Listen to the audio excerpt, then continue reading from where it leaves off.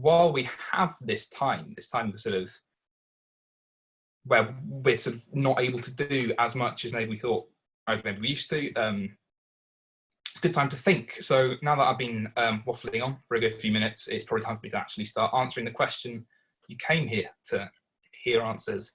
So I think it's probably a good idea to break that question down into smaller parts, because it's quite a big topic. Where next for the school strikes? There's a lot to talk about. I'm not going to pretend I have all the answers, or that I have sort of the experience, the knowledge to even begin to give like a definitive answer. But I can certainly give some thoughts that we can all digest ourselves, and it's a continuing discussion that we all need to have a part in. So the first aspect of the question for me is thinking about how are we going to organise ourselves as a school strike movement going forward? Because one of the most important issues we face at the moment is the fact that UKSCN has drifted away from the key focus of climate justice, which must be a radical political standpoint. It must be explicitly anti-racist, it must be explicitly anti-capitalist. And this is because, we must politically embrace climate justice as the only genuine solution to this mess, but also because there's been a collective failure to build an anti-racist environment that has excluded people of colour from the movement. And work is starting now, although it should never have come to this point, to bring the movement forward in a way that centres intersectional climate justice. Intersection, when I say intersectional, what I mean is sort of thinking about how all the different systems of oppression, be it racism, sexism, sort of homophobia, how they intersect with each other and how everyone's sort of experience of those systems is different. So it's taking that all into account when we are fighting for climate justice, and that needs to be incorporated into our demands, into our values, into the way we behave, and into our strategy as a movement.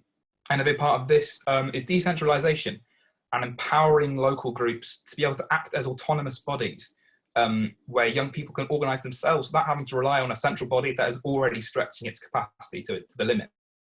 Feeling of frustration, especially in the Midlands and the North, that they're being ignored, sidelines, sort of being denied access to the same sort of amount of resources and funds that some areas further south have been given. And these are very valid concerns, and it's very important that there is not a centralisation of knowledge and power in London and in the southeast, as it currently is. So I think that decentralisation of the movement is key, because it empowers local groups to make their own decisions, as many already do, and it's part of the fight against the dominance of London.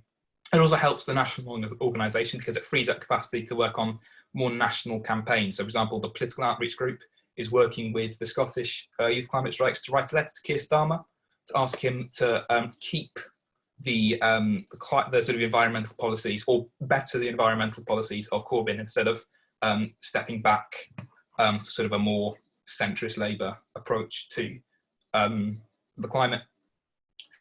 And the UKSN regional group is sort of working on this contacting strike groups right now, sort of building up banks of emails of contacts they can contact, so that the UK Student Climate Network is actually a network of people. And I also think political education is a big part of this, and it's important that we take this time to move beyond the kind of listen to the science rhetoric of Fridays for Future.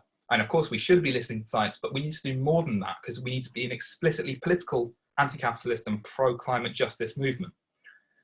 There's also a conversation to be had about our strategy and our tactics moving forward. It's become abundantly clear that school strikes, in my view, are quite dead as a tactic. We've been doing them for a year, and lots of people are doing them for longer than a year, and very little has changed except for the worse. The problem is that standing in Parliament Square with witty placards doesn't really put enough pressure on the titanic system that keeps things the way they are.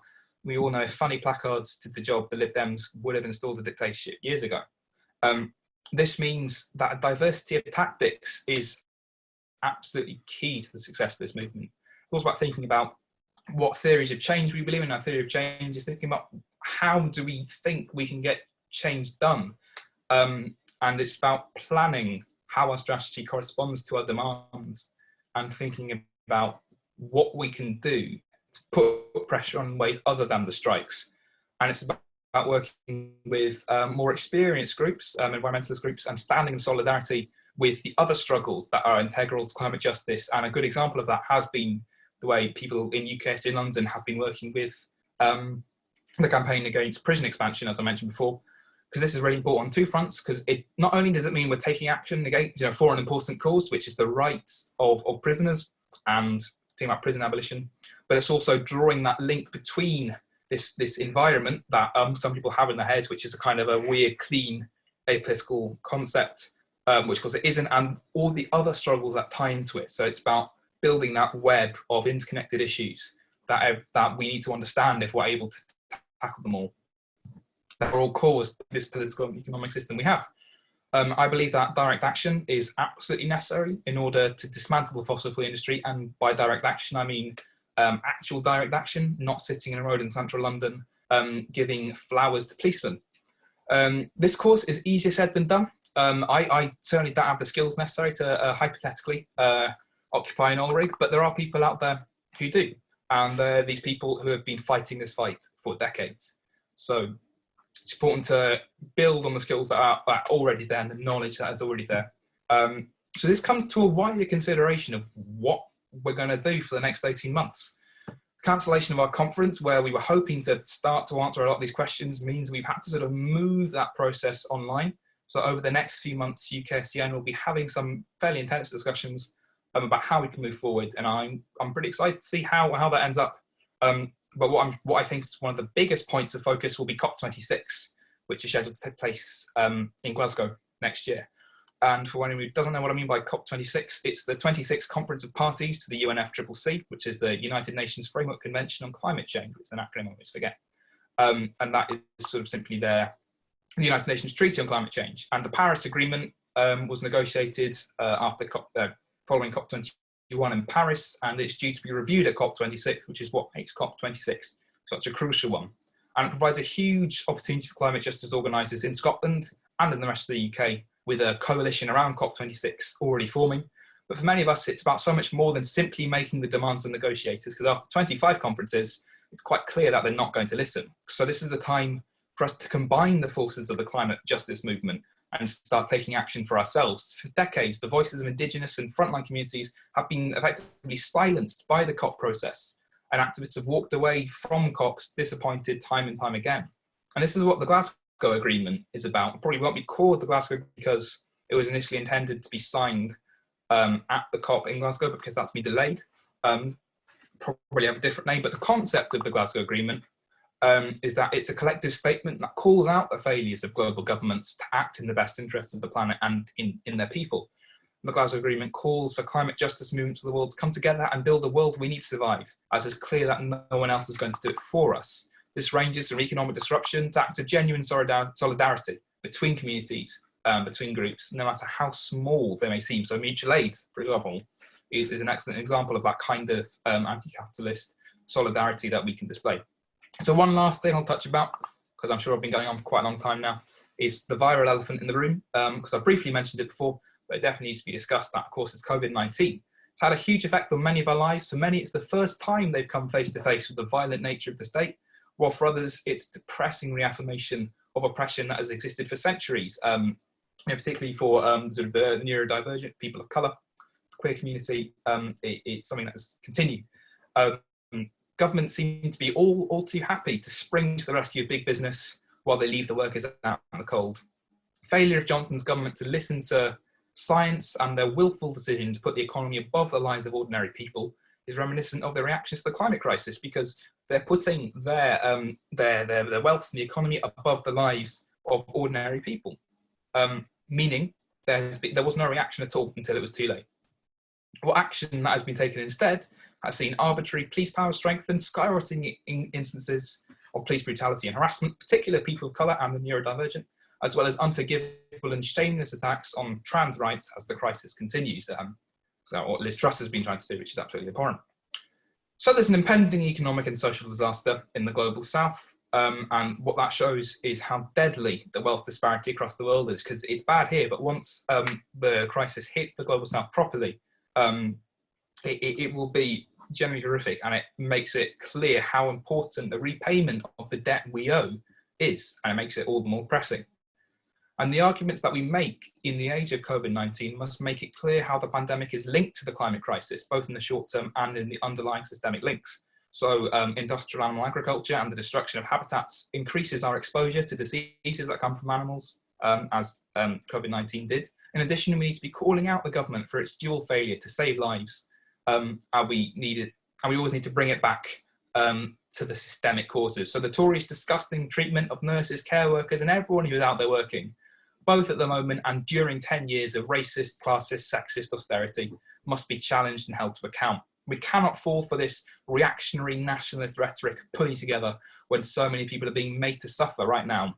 The profit motive means that the ruling classes are always ready to sacrifice other people's lives to keep their stocks market healthy. Lord Farquhar's quote from Shrek comes to mind. Some of you may die, but it's a sacrifice I'm willing to make. And we need to look no further than the USA to see how effective this propaganda is, because they're convincing people to go out and protest for the right to die for the economy, telling them to inject themselves with bleach.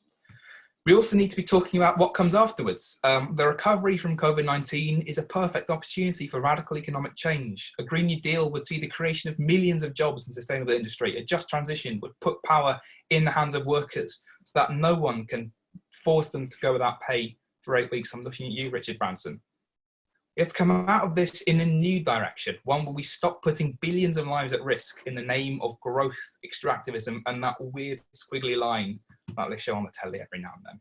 We need to reach out and engage with everyone, people who've been excluded from the climate movement in the past, particularly this sort of very bourgeois, white middle class climate movement that we have in the UK.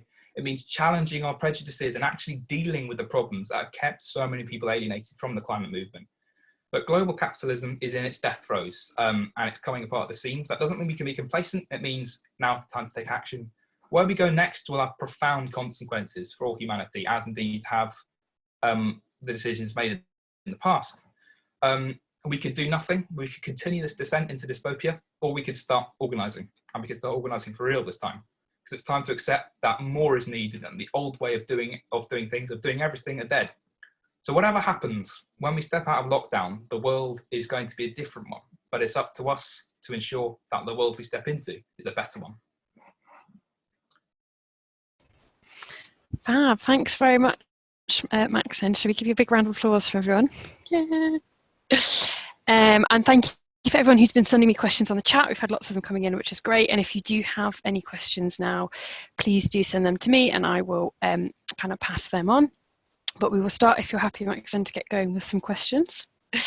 Cool. So we've had a couple around what has the role of the climate strikes been in kind of driving people to get involved in activism, and around the kind of, there's a lot of sentiment within young people that have concern for the environment and are kind of thinking important issue, but aren't necessarily channeled into kind of fighting for climate justice and systemic change, and how can we make that happen a bit more effectively?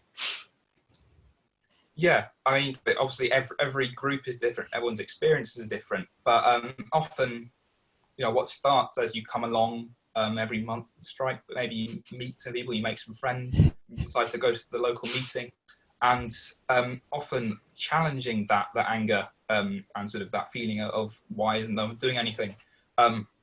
It comes from building those local climate groups, those local climate strike groups, and having sort of that. We share resources with each other, and we think about how our actions sort of tie in to that it's about making sure that and the speeches we make at strikes are political, and it's important that we sort of reject this notion that there's this environment which is separate from politics. We'll have to come together regardless of politics and make the climate change not happen. I'm not sure how that works, but many people seem to believe it. I'm not sure if does that answer the question? It's quite. I think that's a good answer, yeah. Cool, so moving on, we've had a couple of questions about the kind of economic recovery, and you did touch upon it, but maybe to just expand a little bit more on how we can find a way to ensure that people who kind of work in industries that we want to move away from feel like they're not being abandoned and left behind, how we can kind of keep catering for people and making sure they still have good lives. Yeah, well, I think a big part of that is repealing these draconian anti-union laws that were passed by successive government, and it's about it can't be a thing where we sort of say whether they're a big central government that says, right, this is the 5-year plan. They probably wouldn't call it a 5-year plan, but this is the green use, is how it happens. It needs to be led by local communities, and it needs to be led by trade unions, or however the workers decide in each industry to organise themselves. So it needs to be very much an empowerment of the people in these industries to help themselves, but also not left to rot. So it's about making sure it's not a top-down process, and ensuring that it is always worker-led, and that the people who work in these industries know best what they need and how they can move out of these industries safely, instead of giving that role to some sort of bureaucrat, I think. Cool, thank you. Oh, yeah, I have unmuted. Okay, next question, if that's okay. So we've got one. So how can the movement keep focused without reaching too much into kind of campaigning in other areas, which is always a challenge when we know that injustices are always very kind of intersectional and everything overlaps in that way? Yeah, I mean, yeah, I think there's two issues there. There's the issue of like the movement. There's also the issue of individuals who see all this injustice going on, all these awful things going on, and this is constant feeling that despite sort of giving everything you have to these causes, you're still not doing anything for those causes, and that whatever you do, it's not good enough. And I think it's about, I've realised this, we have to recognise that one person cannot do all these things, and movement cannot do all these things. And it's about making sure we don't try to reinvent the wheel on lots of these campaigns, because there are ways of tying into other causes and having that intersection. And the best way to do that is to work with the organisations that already exist to work on those causes. So it doesn't need to be sort of the school strikes coming up with all these theories and strategies and plans for every issue and every problem that faces the world. We could have a clear set of demands that we work on, and we recognise our demands.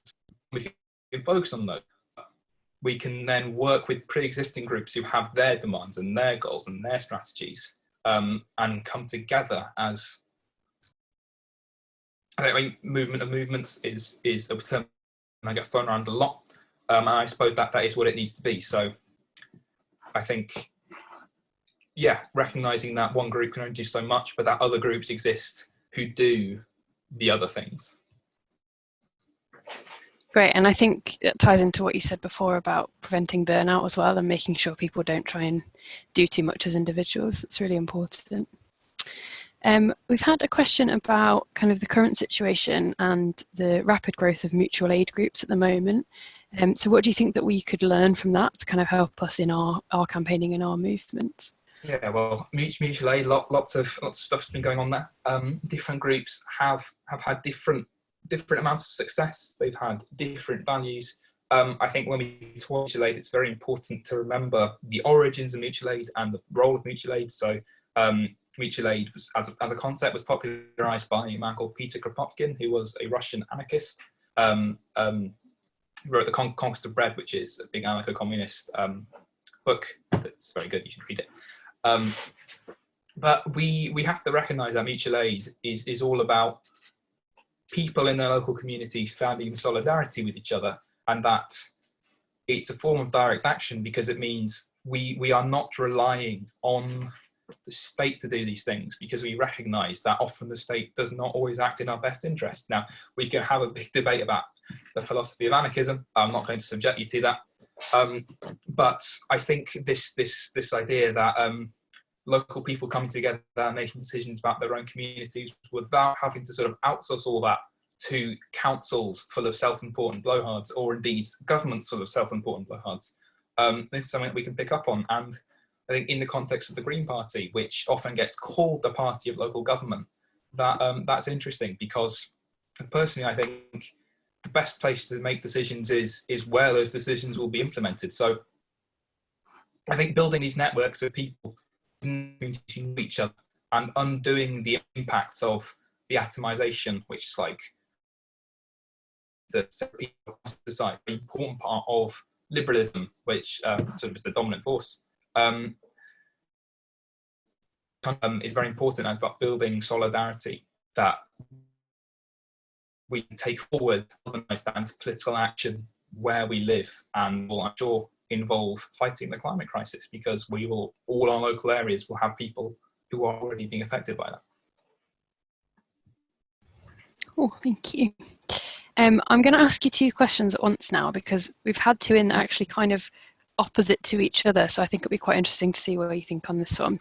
So one was about the importance of kind of coming together with different organisations and working together, and the someone's asked if you can elaborate on the importance of that.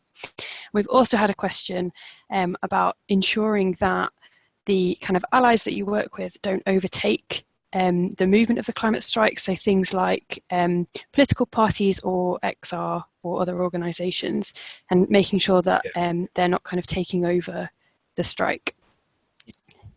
Yes, no, absolutely. So the first one, which was about what the importance of coming together as groups.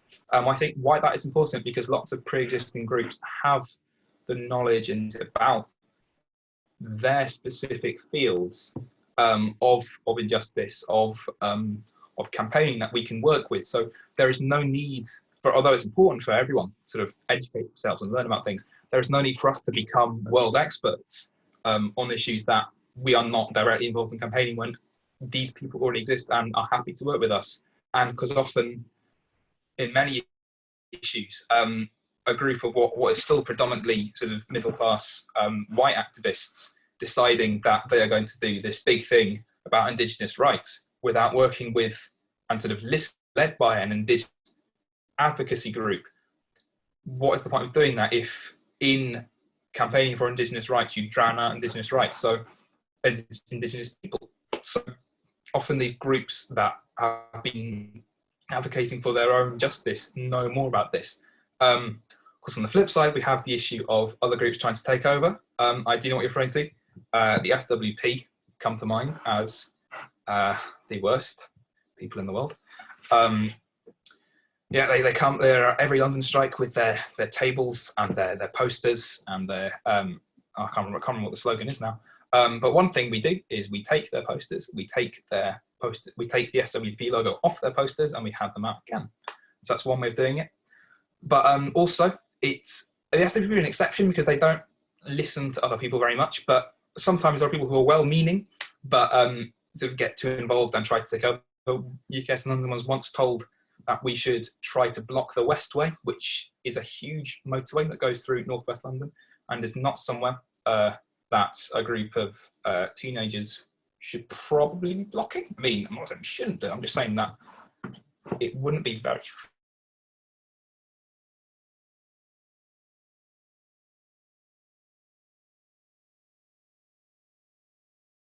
generally we have a better idea than people who aren't even involved within our specific group do. So it's setting those boundaries. It's saying you're working with us, but this is our event in this case. So sometimes we've had people coming to youth strikes with their big XR banners and doing XR chants, which is fine, but also people have gone up to them and they've said, well, this is not an XR event. So maybe if you listen to what the people have organised, while it's important for us not to go, right, this is our event, only we can talk and everyone has to listen to us, I think there needs to be communication between groups and boundaries set out where we say, you can come, but you have to remember that there are organisations other than Extinction Rebellion, there are organisations, other than political parties as well. And that sometimes it's important to sit and listen to what these groups have got to say.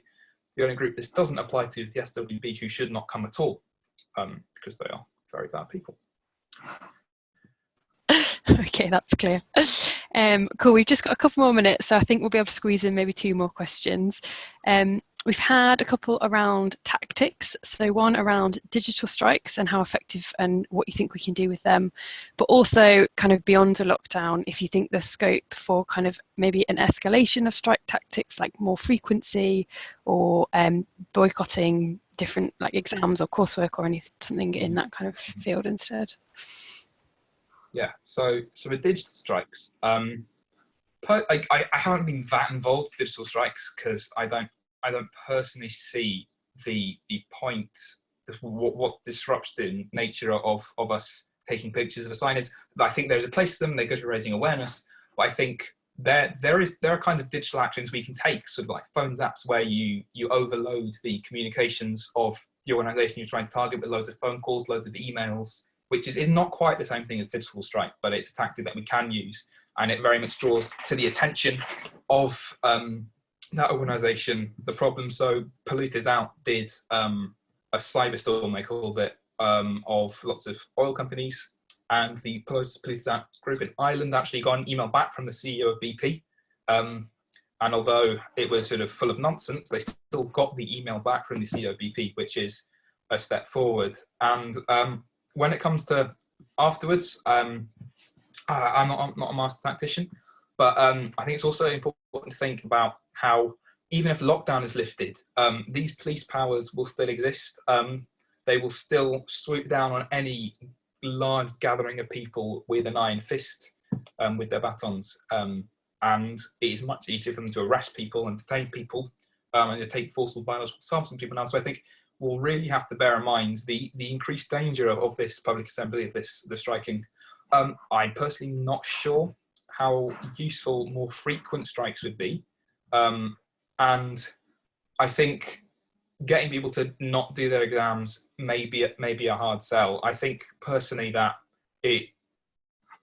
moving more towards a model of with mutual aid and starting to take maybe less sort of protest oriented direct action, but direct action in the sense where we take the action to stop the bad things from happening. Now, obviously, there's higher risks involved in that if it's the more disruptive kind, but there is also, as mentioned, a lot of things like mutual aid and to build resilient communities that are able to resist the forces of sort of a coercive anti-climate state, for example. So I think there's room for a diversity of tactics, and we don't necessarily need to focus on one in particular. That will be the solution to everything. Thank you. I'm going to ask you one last question before we run out of time, and that is, do you feel optimism when faced with the future, and how do you motivate yourself not to feel hopeless? I suppose I should probably say yes, shouldn't I? I think it depends on the day, really. I mean, look, there are bad days. There are days where I generally sit there and think, what if it all goes? What if nothing happens? Because the way it's going, it doesn't look good. But I also think there's not really much point in giving up, because I think that's kind of the only way we can make absolutely sure that it doesn't happen.